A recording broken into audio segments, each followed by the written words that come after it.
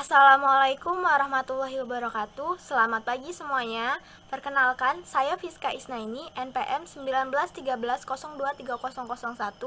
Pada video ini, saya akan mempresentasikan mengenai pengembangan silabus guna untuk memenuhi tugas mata kuliah telaah kurikulum kimia. Seperti yang telah kita ketahui bahwa silabus merupakan salah satu komponen perangkat pembelajaran. Pada video ini, saya akan mempresentasikan mengenai silabus pada mata pelajaran kimia untuk kelas 10 khususnya pada materi tata nama senyawa kimia dan persamaan reaksi. Pada silabus terdiri dari kompetensi inti antara lain KI 1 menghayati dan mengamalkan ajaran agama yang dianutnya, KI 2 menghayati dan mengamalkan perilaku jujur, disiplin, santun, peduli, gotong royong, kerjasama, toleran, damai, bertanggung jawab, responsif, dan proaktif dalam berinteraksi secara efektif sesuai dengan perkembangan anak di lingkungan keluarga, sekolah, masyarakat, dan lingkungan alam sekitar, bangsa, negara, kawasan regional, dan kawasan internasional. Dan KI 3 memahami, menerapkan, menganalisis, dan mengevaluasi pengetahuan faktual, konseptual, prosedural, metakognitif berdasarkan rasa ingin tahunya tentang ilmu pengetahuan, teknologi, seni, budaya, dan humaniora dengan wawasan kemanusiaan, kebangsaan, kenegaraan, dan peradaban terkait penyebab fenomena dan kejadian serta menerapkan pengetahuan prosedural pada bidang kajian yang spesifik sesuai dengan bakat dan minatnya untuk memecahkan masalah. Dan KI 4 menunjukkan keterampilan menalar, mengolah, dan menyaji secara efektif, kreatif, produktif, kritis, mandiri, dan kolaboratif, komunikatif, dan solutif dalam ranah konkret dan abstrak terkait dengan pengembangan dari yang dipelajarinya di sekolah, serta mampu menggunakan metode sesuai dengan kaidah keilmuan. Seperti yang terlihat pada layar, biasanya silabus tertulis dalam bentuk tabel yang terdiri dari kompetensi dasar, indikator pencapaian kompetensi, materi pembelajaran, kegiatan pembelajaran, waktu, sumber belajar, jenis bahan ajar.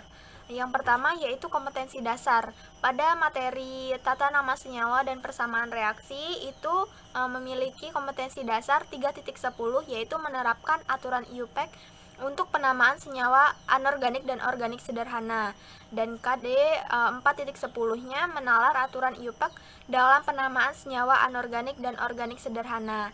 Di sini saya membuat indikator pencapaian kompetensinya, yaitu untuk indikator pengetahuan terdiri dari 3.10.1 menuliskan tata nama senyawa ion, 3.10.2 menuliskan tata nama senyawa kovalen binar, 3.10.3 yaitu menuliskan tata nama senyawa anorganik, 3.10.4 menyetarakan persamaan reaksi sederhana, 3.10.5 yaitu menyetarakan persamaan reaksi kompleks. Sedangkan untuk indikator keterampilan saya membuatkannya menjadi terdiri dari 4.10.1 yaitu memberikan nama suatu senyawa ion berdasarkan aturan IUPAC. 4.10.2 memberikan nama suatu senyawa kovalen binar berdasarkan aturan IUPAC. 4.10.3 memberikan nama suatu senyawa organik berdasarkan aturan IUPAC.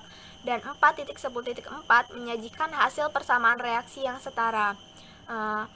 Pada materi pembelajarannya yaitu tata nama senyawa kimia yang antara lain seperti tata nama senyawa ion, tata nama senyawa kovalen binar, tata nama senyawa organik, serta materi persamaan reaksi yang terdiri dari persamaan reaksi secara sederhana dan persamaan reaksi secara kompleks.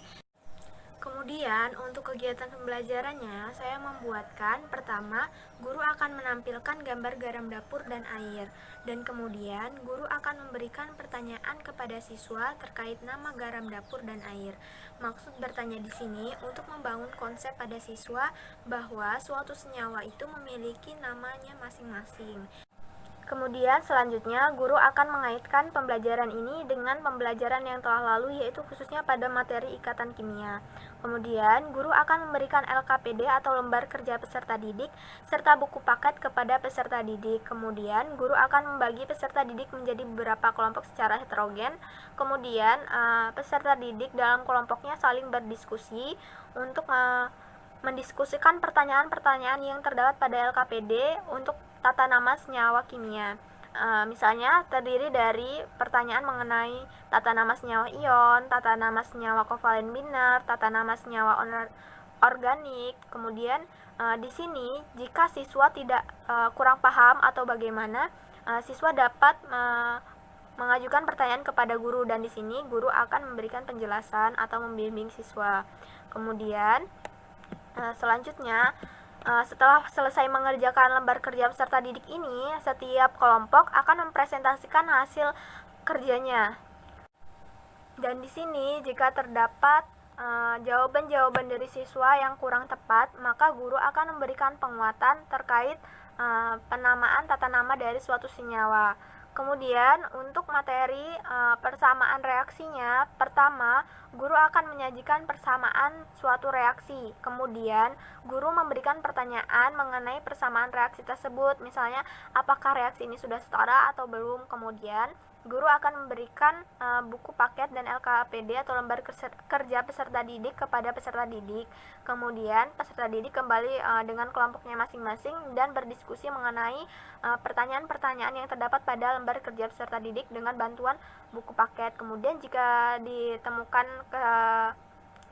kurang paham begitu, peserta didik dapat menanyakannya kepada guru, dan di sini guru akan membimbing peserta didik untuk dalam berdiskusi. Kemudian setelah selesai berdiskusi, setiap kelompok ini akan mempresentasikan hasil kerja dari lembar kerja peserta didik tersebut. Kemudian guru juga akan memberikan penguatan terkait persamaan reaksi ini.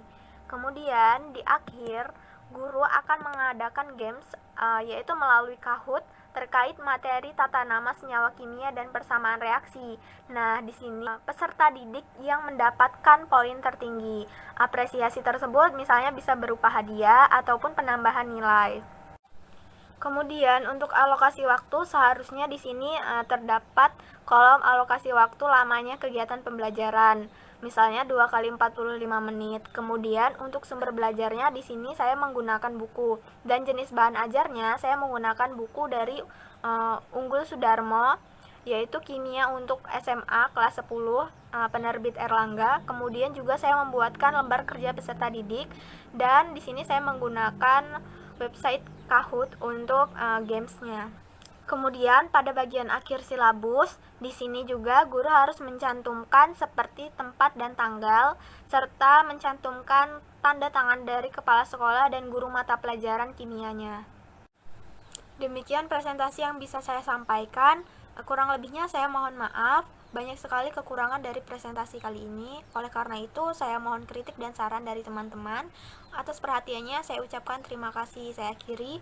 Billahi taufiq wal hidayah. Wassalamualaikum warahmatullahi wabarakatuh.